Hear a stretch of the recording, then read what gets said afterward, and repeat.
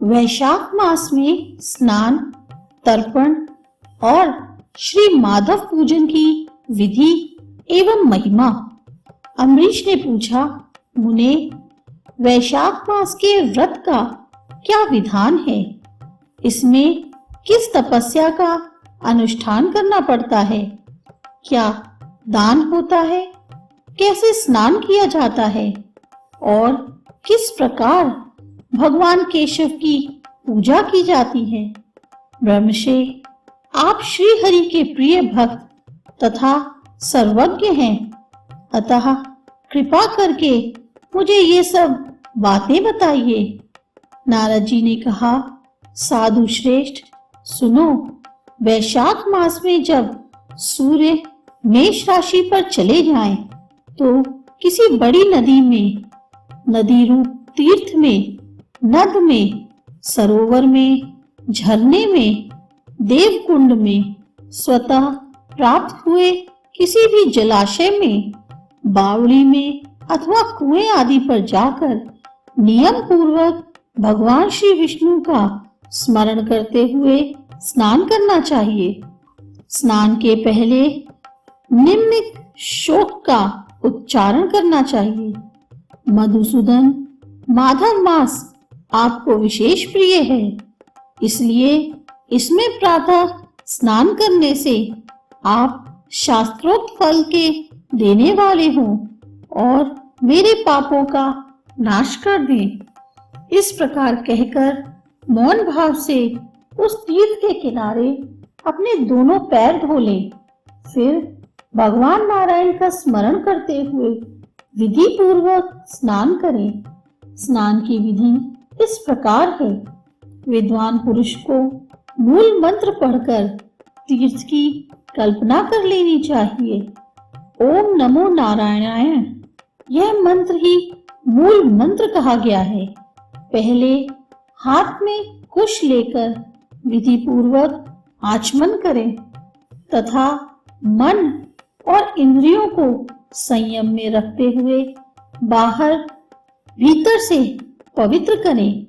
फिर 4 हाथ का चौकोर मंडल बनाकर उसमें मंत्रों द्वारा भगवती श्री गंगा जी का आह्वान करें।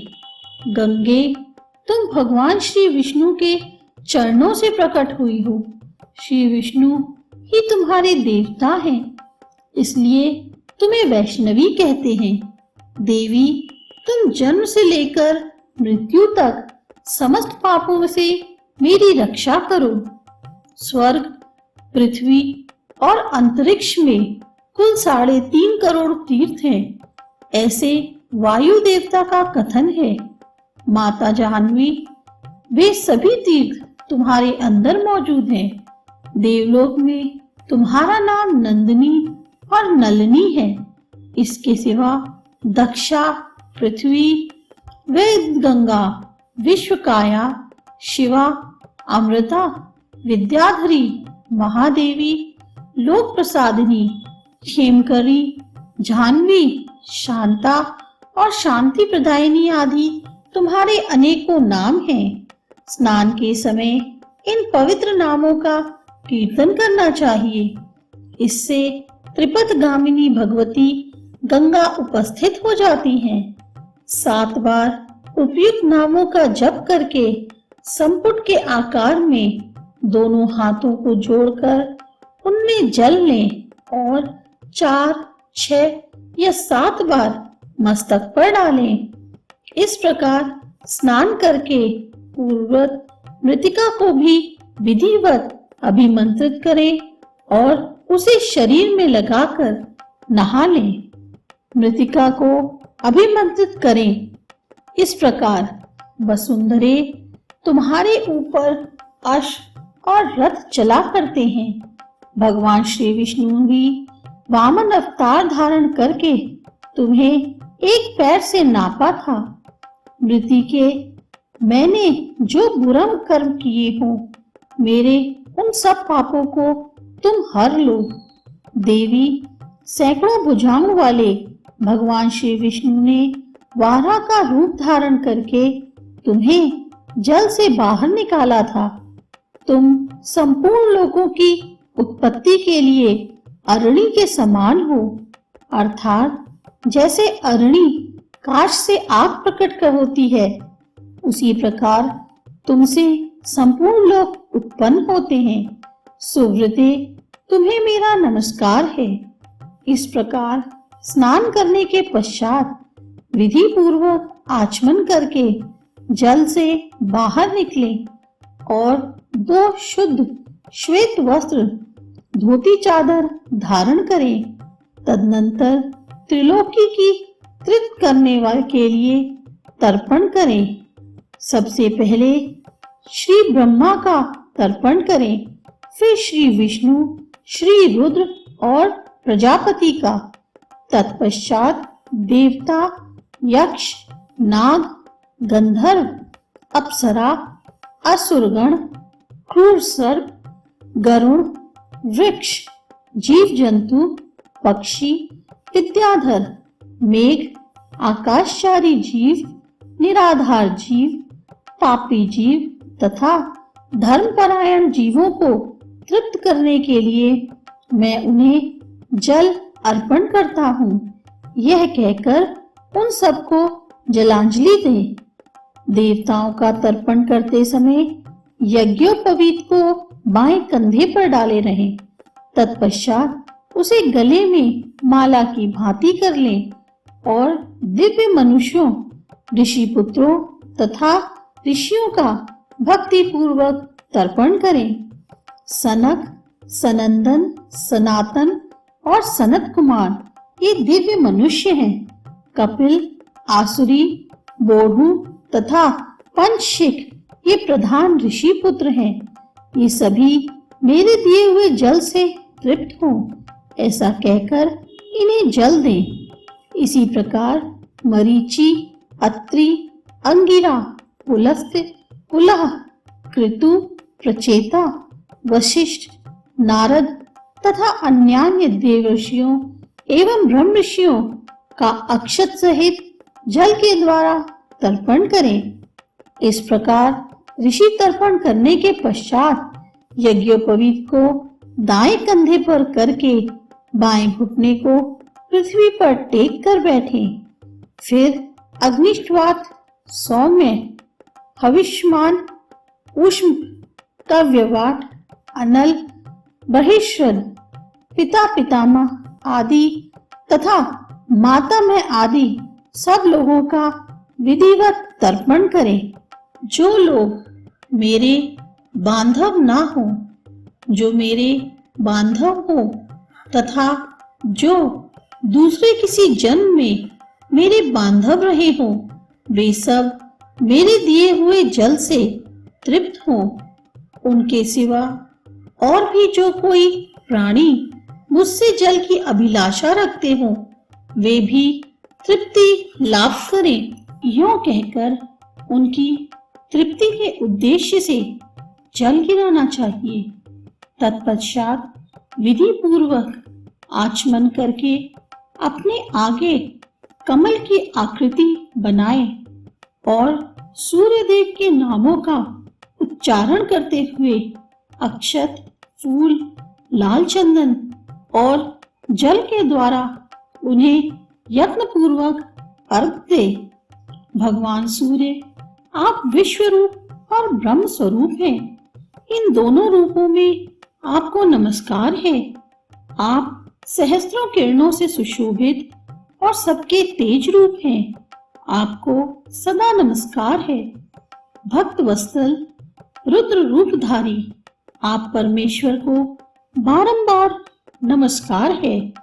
कुंडल और अंगद आदि आभूषणों से विभूषित पद्मनाभ, आपको नमस्कार है। भगवान, आप सोए हुए संपूर्ण लोकों को जगाने वाले हैं। आपको मेरा प्रणाम है। आप सदा सबके पाप पुण्य देखा करते हैं। सत्यदेव, आपको नमस्कार है। भास्कर, मुझ पर प्रसन्न होइए। दिवाकर, आपको नमस्कार है। प्रभाकर, आपको नमस्कार है। इस प्रकार सूर्य देव को नमस्कार करके 7 बार उनकी प्रदक्षिणा करें।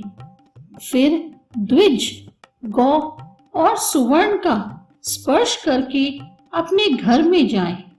वहां आश्रमवासी अतिथियों का सत्कार तथा भगवान की प्रतिमा का पूजन करें।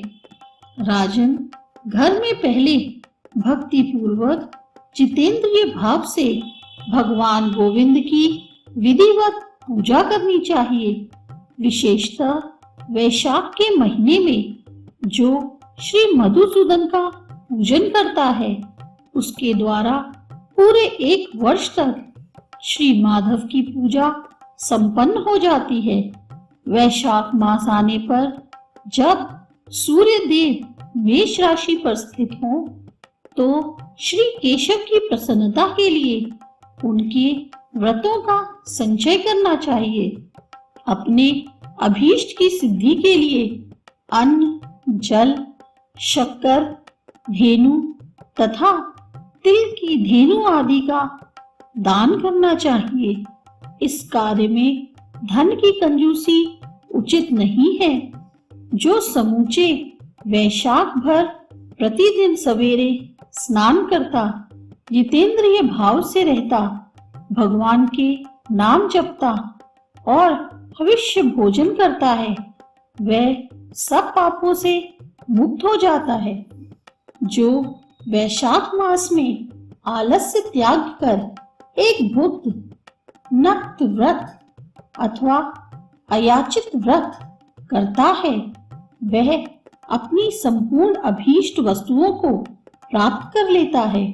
वैशाख मास में प्रतिदिन 2 बार गांव से बाहर नदी के जल में स्नान करना, भविष्य खाकर रहना, ब्रह्मचर्य का पालन करना, पृथ्वी पर सोना, नियम पूर्वक रहना, व्रत, दान, जप, होम और भगवान मधुसूदन की पूजन करना, ये नियम हजारों जन्मों के भयंकर पाप को भी हर लेते हैं।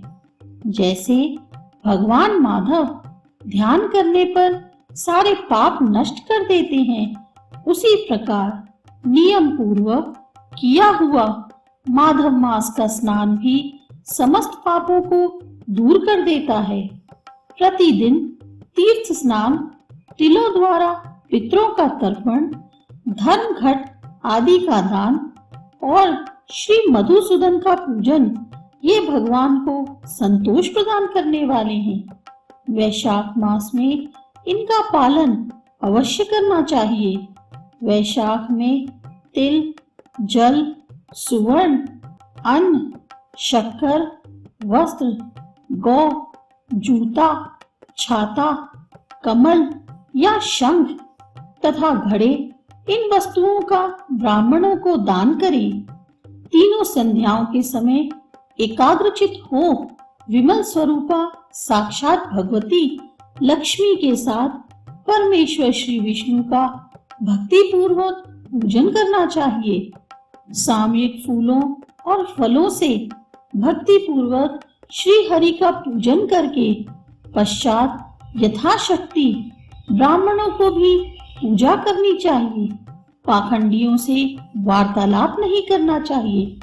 जो फलों द्वारा विधिवत अर्चन करके श्री मधुसूदन की आराधना करता है, वह सब पापों से मुक्त हो परम पद को प्राप्त हो जाता है। श्री नारद जी कहते हैं, राजेन सुनो, मैं संक्षेप से माधव के पूजन की विधि बतला रहा हूँ। महाराज, जिनका कहीं अंत नहीं है, जो अनंत और अपार हैं, उन भगवान अनंत की पूजा विधि का अंत नहीं है। श्री विष्णु का पूजन 3 प्रकार का होता है, वैदिक, तांत्रिक तथा मिश्र। तीनों के ही बताए हुए विधान से श्री हरि का पूजन करना चाहिए। वैदिक और मिश्र पूजन की विधि ब्राह्मण आदि 3 वर्णों के लिए ही बताई गई है, किंतु तांत्रिक पूजन विष्णु भक्त शूद्र के लिए भी विहित है। साधक पुरुष को उचित है कि शास्त्रोक्त विधि का ज्ञान प्राप्त करके एकाग्रचित हो ब्रह्मचर्य पालन करते हुए श्री विष्णु का विधिवत पूजन करें। भगवान की प्रतिमा 8 प्रकार की मानी गई है। शिलामयी, धातुमयी, लोहे की बनी हुई, लीपने योग्य मिट्टी की बनी हुई, चित्रमयी, बालू की बनाई हुई, मनोमयी तथा मणिमयी। इन प्रतिमाओं की प्रतिष्ठा 2 प्रकार की होती है, एक चल प्रतिष्ठा और दूसरी अचल प्रतिष्ठा। राजन, भक्त पुरुष को चाहिए कि वे जो भी कुछ सामग्री प्राप्त हो उसी से भक्ति भाव के साथ पूजन करे। प्रतिमा पूजन में स्नान और अलंकार ही अभीष्ट है, अर्थात भगव विधि ग्रह को स्नान कराकर पुष्प आदि से श्रृंगार कर देना ही प्रधान सेवा है। श्री कृष्ण में भक्ति रखने वाला मनुष्य यदि केवल जल भी भगवान को अर्पण करे तो वह उनकी दृष्टि में श्रेष्ठ है। फिर गंध, धूप, पुष्प, दीप और अन्न आदि का नैवेद्य अर्पण करने पर तो कहना ही क्या है। पवित्रता पूर्वक पूजन की सारी सामग्री एकत्रित करके पूर्वार्ध कुशों का आसन बिछाकर उस पर बैठे। पूजन करने वाले का मुख उत्तर दिशा की ओर या प्रतिमा के सामने हो। फिर पाद्य, अर्घ्य, स्नान तथा हरण आदि उपचारों की व्यवस्था करें। उसके बाद कर्णिका और केसर से सुशोभित अष्टदल कमल बनाएं और उसके ऊपर श्री हरि के लिए आसन रखें। तदनंतर चंदन, उशीर, कपूर, केसर तथा अर्घजा से सुवासित जल के द्वारा मंत्र पाठ पूर्वक श्री हरि को स्नान कराएं। वैभव हो तो प्रतिदिन इस तरह की व्यवस्था करनी चाहिए। स्वर्णधम नामक अनुवाक, महापुरुष विद्या, सहस्त्र शीर्षा आदि पुरुष सूक्त तथा सामवेदोक्त निराजना आदि मंत्रों द्वारा श्री हरि को स्नान कराएं। तत्पश्चात विष्णु भक्त पुरुष वस्त्र, यज्ञोपवीत, आभूषण, हार, गंध तथा अनुलेपन के द्वारा प्रेम पूर्वक भगवान का यथा योग्य श्रृंगार करें। पुजारी को उचित है कि वह श्रद्धा पूर्वक पाद्य, आचमनीय, गंध, पुष्प, अक्षत तथा धूप आदि उपहार अर्पण करे। उसके बाद गुड़, खीर, घी, पूड़ी, मालपुआ, लड्डू, दूध और दही आदि नाना प्रकार के नैवेद्य निवेदन करे। पर्व के अवसरों पर अंगराग लगाना, दर्पण दिखाना, दंत धावन कराना, अभिषेक कराना, अन्न आदि के बने हुए पदार्थ भोग लगाना, कीर्तन करते हुए नृत्य करना और गीत गाना आदि सेवाएं भी करनी चाहिए। संभव हो तो प्रतिदिन ऐसी ही व्यवस्था रखनी चाहिए। पूजन के पश्चात इस प्रकार ध्यान करें। भगवान श्री विष्णु का श्री विग्रह श्याम वर्ण एवं तपाए हुए जाम्बुनद नामक सुवर्ण के समान तेजस्वी है। भगवान के शंख, चक्र, गदा और पद्म से सुशोभित 4 भुजाएं हैं। उनकी आकृति शांत है। उनका वस्त्र कमल के केसर के समान पीले रंग का है। वे मस्तक पर किरीट, दोनों हाथों में कड़े, गले में यज्ञोपवीत तथा अंगुलियों में अंगूठी धारण किए हुए हैं। उनके वक्षस्थल में श्रीवत्स का चिन्ह है। कौस्तुभ मणि उनमें शोभा बढ़ाता है तथा वे वनमाला धारण किए हुए हैं। इस प्रकार ध्यान करते हुए पूजन समाप्त करके घी में डुबोई हुई समिधाओं तथा हविष्य द्वारा अग्नि में हवन करें। आज्य भाग तथा आघार नामक आहुतियां देने के पश्चात घृतपूर्ण भविष्य का होम करें। तदनंतर पुनः भगवान का पूजन करके उन्हें प्रणाम करें और पार्षदों को नैवेद्य अर्पण करें। उसके बाद मुख शुद्धि के लिए सुगंधित द्रव्यों से युक्त तांबूल निवेदन करना चाहिए। फिर छोटे बड़े पौराणिक तथा अर्वाचीन स्तोत्रों द्वारा भगवान की स्तुति करके भगवान प्रसीद यों कहकर प्रतिदिन दंडवत प्रणाम करें। अपना मस्तक भगवान के चरणों में रखकर दोनों भुजाओं को फैलाकर परस्पर मिला दें और इस प्रकार कहें, परमेश्वर, मैं मृत्यु रूपी ग्रह तथा समुद्र से भयभीत होकर आपकी शरण में आया हूँ। आप मेरी रक्षा कीजिए। तदनंतर भगवान को अर्पण की हुई प्रसाद माला आदि को आदर पूर्वक सिर पर चढ़ाएं तथा यदि मूर्ति विसर्जन करने योग्य हो तो उसका विसर्जन भी करें।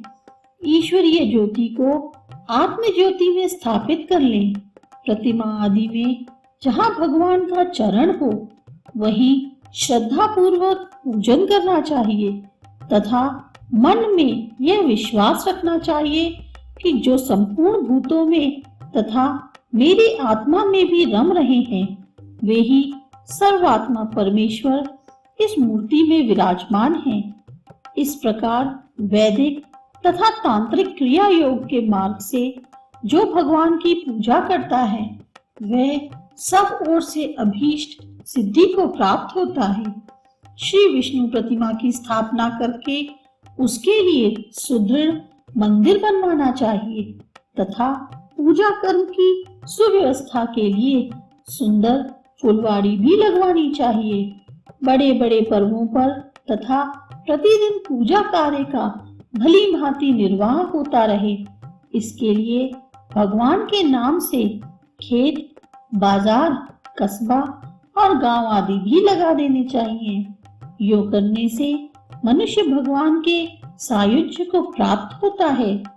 भगवदी ग्रह की स्थापना करने से, सार्वभौम के पद को मंदिर बनवाने से, तीनों लोकों के राज्य को पूजा आदि की व्यवस्था करने से, ब्रह्मलोक को तथा इन तीनों कार्यों के अनुष्ठान से मनुष्य भगवात्सुज्य को प्राप्त कर लेता है। केवल अश्वमेध यज्ञ करने से किसी को भक्ति योग की प्राप्ति नहीं होती। भक्ति योग को तो वही प्राप्त करता है जो पूर्वोक्त रीति से प्रतिदिन की श्री हरि की पूजा करता है। राजन, वही शरीर शुभ कल्याण का साधक है जो भगवान श्री कृष्ण को साष्टांग प्रणाम करके कारण धूल धूसरित हो रहा है। नेत्र भी वही अत्यंत सुंदर और तप शक्ति से संपन्न है जिनके द्वारा श्री हरि का दर्शन होता है। वही बुद्धि निर्मल और चंद्रमा तथा शंख के समान उज्जवल है जो सदा श्री लक्ष्मीपति के चिंतन में संलग्न रहती है तथा वही जीवा मधुर भाषणी है जो बारंबार भगवान नारायण का स्तवन करती है। स्त्री और शूद्रों को भी मूल मंत्र के द्वारा श्री हरि का पूजन करना चाहिए तथा अन्यान्य वैष्णव जनों को भी गुरु की बताई हुई पद्धति से श्रद्धा पूर्वक भगवान की पूजा करना उचित है। राजन, यह सब प्रसंग मैंने तुम्हें बता दिया। श्री माधव का पूजन परम पावन है। विशेषता वैशाख मास में तुम इस प्रकार का पूजन अवश्य करना। सूत जी कहते हैं, महर्षिगण इस प्रकार पत्नी सहित मंत्रवेत्ता महाराज अम्बरीश को उपदेश दे उनसे पूजित हो विदा लेकर देवर्षि नारद जी वैशाख मास में गंगा स्नान करने के लिए चले गए। लोक में जिनका पावन सुयश फैला हुआ है उन राजा अम्बरीश ने भी मुनि की बताई हुई वैशाख मास की विधि का पुण्य बुद्धि से पत्नी सहित पालन किया।